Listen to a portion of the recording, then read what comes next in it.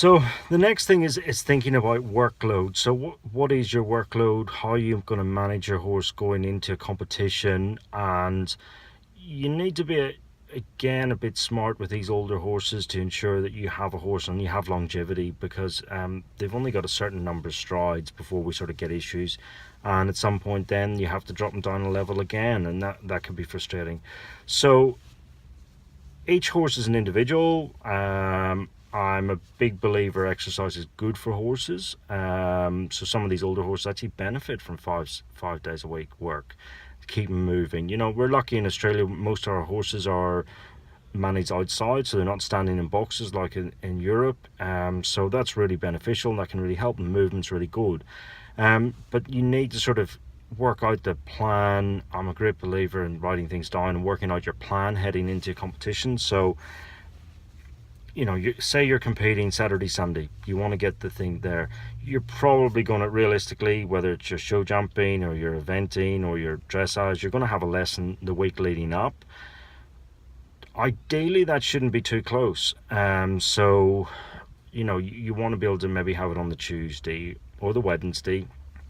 And then the next day you're probably just going to have a walk and a trot and a really light day, and the Friday the same as well.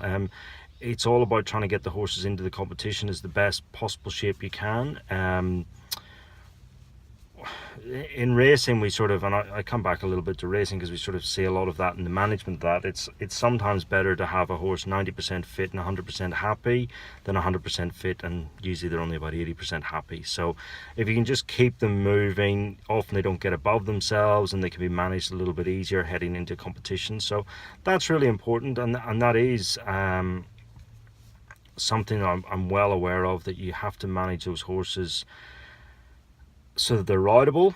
That's very important. We've all been there. Those horses get real hot and stupid, and you have to sort of pile in the work. You really want to try and avoid that. So that's why I am a believer of sort of, that even if it's a walk, trot and canter, it's only 15 minutes. It's often enough just to keep a lid on things and keep everyone mobile and feeling comfortable with how they're going into a competition.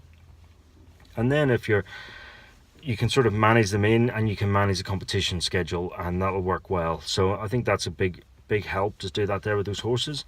The next way, if day-to-day management and week to week, if you're not competing, well then you have to be sort of sensible about what you're doing, and I'm sort of coming around to the idea that you probably need to sit and write down a riding plan. Sounds a bit serious and a bit businesslike, but it's a riding plan to sort of, so you know exactly what's going on and where you're going and what you're working on that day. So different disciplines have different things you'll be practicing. So your show jumping, you don't want to be you don't want to be jumping every day, of course not. But maybe it's 1 day a week jumping and 1 day a week grids. And equally, I remember trying to get back into riding. I find a great way, even just for stride length, and it's not hard on horses at all. Getting your eye to a jump, it can often be the hardest bit. I find that there, I sort of lost my eyes a lot.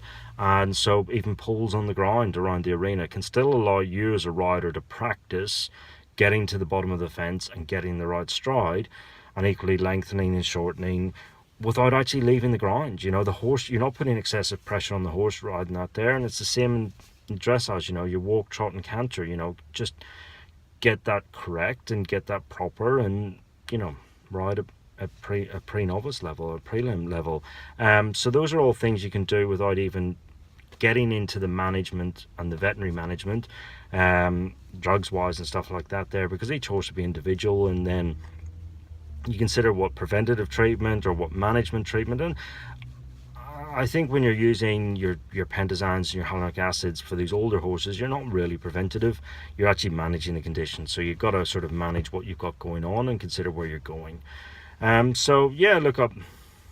It's a big topic. It's a topic I'm quite passionate about, the management of performance horses, these older horses, because I think they provide unbelievable happiness to riders, especially the amateurs, amateur owners. I think they're fabulous, they really are, but you've got to be a little bit smart how you manage them. it's not as like you can go out and train every day. It's different when you've got a 6-year-old, 7-year-old that's in his prime and really pumping through it.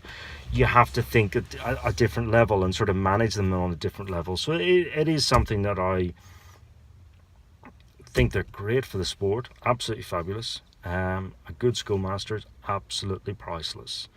And some of these older horses, you know, they do carry low grade lameness and they still compete and they still put their heart in every day. But I think you have to, as a rider,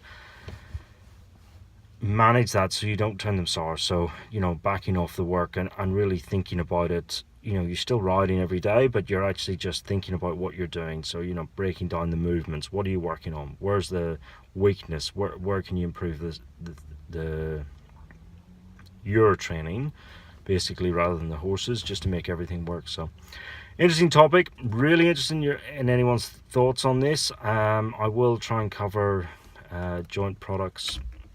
People keep asking me, it's such a big topic. I will try and do that there later in the week, and hope you have a good week. Enjoy the Melbourne spring.